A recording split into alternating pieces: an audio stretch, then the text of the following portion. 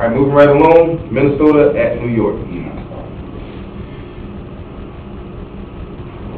Okay, Minnesota, New York. Giants coming off another win over a decent team, I guess, if you want to call Detroit a decent team. But Minnesota does have a running game. All of a sudden, Chester Taylor down there running all of, like he was back in the day. It's going to be a tough game because that Giants offense, Giants defense is suspect. And I'm looking for a close one. Giants pull it out. The Giants' defensive line is overrated. Minnesota will be able to run over the Giants' defensive line. However, Tavares Jackson at quarterback on the road, man, you're going to need to complete some third down plays. And I don't think Tavares Jackson has it in him. I think the New York Giants will win a close game. I really want to pick Minnesota because of that running game. Being able to run on the road is an equalizer. I just converting those third downs with Tavares Jackson. I don't see that happening. I'm picking New York.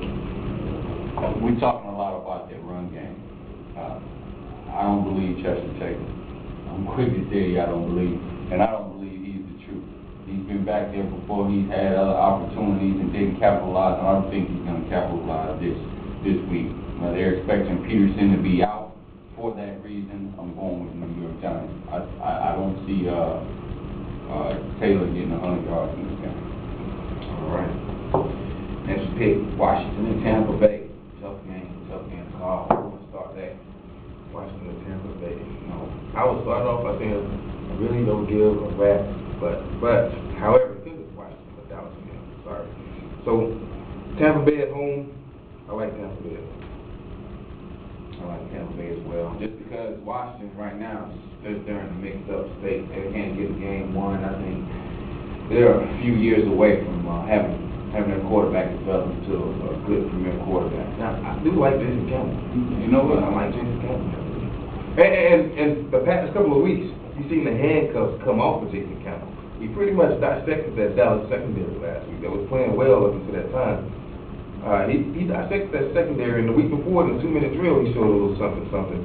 I like Jason Campbell, but I don't think they got enough to beat Tampa Bay. Tell you what, if it wasn't for Jason Campbell's last-minute Brett Favre type pass for a pick, much as I love Brett, it was a Brett Favre type pass for a pick.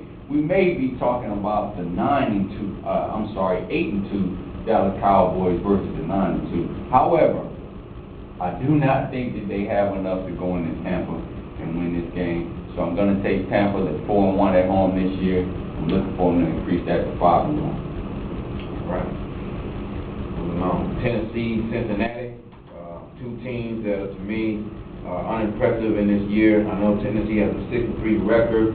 But like I said before, Vince Young, he's not the quarterback I think that's ready to lead the team to the playoffs, even though they have 6-3 record. They just have a mediocre win, mediocre play from their quarterback. And because of that reason, I think Cincinnati has enough offense to run up on this team and actually beat them. So I'm picking the home favorite, home team, Cincinnati.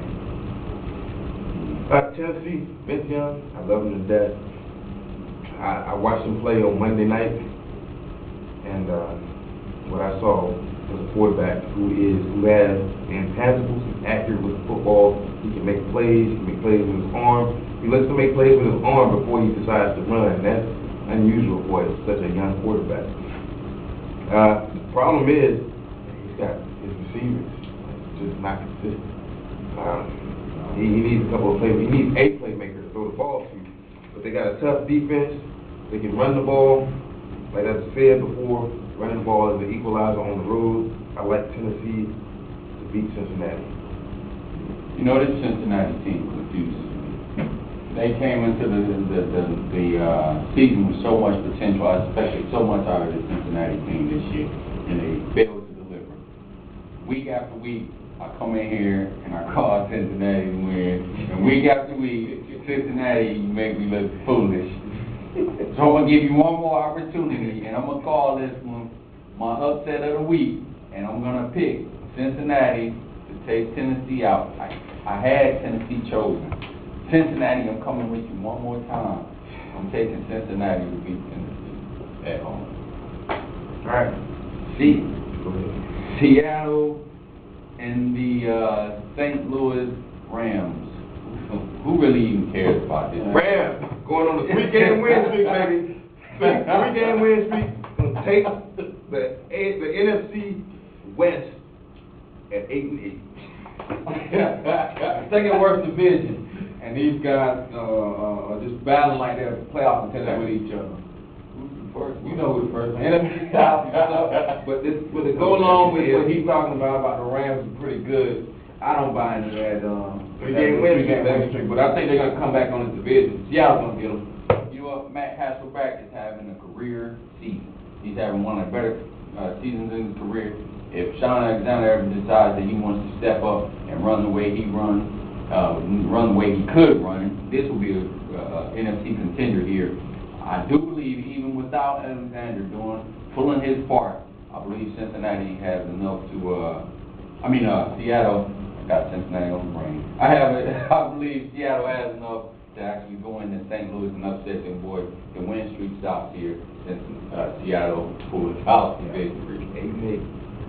And from win to division. Washington. All right, New Orleans and Carolina, the sorriest division in the NFL. I'm going to start with this one because both these teams don't even deserve to play football at this point. Carolina, no quarterback. New Orleans, where in the world are you at? You won 4 straight games, and then you whirl off 3 straight losses. What in the world is this? You know, I understand the inconsistency of these receivers and his offense, but without Bruce McAllister, I knew this was going to happen. And unfortunately, even though I'm a New Orleans hater, I'm going to have to give you the benefit of the doubt on this because Carolina playing with Vinny Testaverde instead. New Orleans. The voice couldn't be with us today, so I'm going to do it for the voice. I'm going to call Carolina to get their first win of the season at home against the. Yeah, I'm going to change my pick again. But I'm going to call Carolina to get their first win of the first win at home this year. I'm going to pick Carolina at home also. Vinny, I called it 3. This is my 3rd week in a row calling Vinny. No, I didn't pick Vinny last week, but hey, Vinny, you haven't won a game from me yet, but I'm not going to give up on you. Vinny, bring it on, Vinny. Houston at Cleveland. Let me start this out by apologizing to that Cleveland quarterback who's out there doing his thing. I come in here and I'm mainly week after week. I owe you an apology. You out there, you playing your game, and I'm going to call on Cleveland to beat Houston. I talk bad about him, but he's showing up. I'm picking Cleveland also. I'm going with Cleveland as well. I like Cleveland's chance with the quarterback. All right. Man, we're not talking Matt.